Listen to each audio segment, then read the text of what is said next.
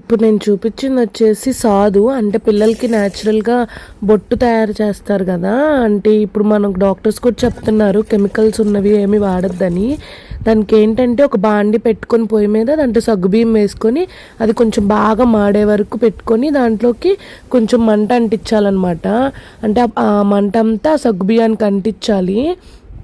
మనం పేపర్ అలా అంటిస్తాం అలా అది మొత్తం అంటుకున్న తర్వాత ఇప్పుడు నేను చూపిస్తున్న విధంగా వస్తుంది.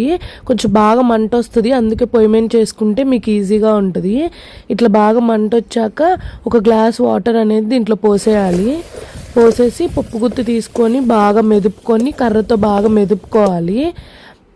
గంట అయితే మనకి చేయడానికి ఈజీగా ఉండదు, అందుకే కర్ర పెట్టుకున్నాం.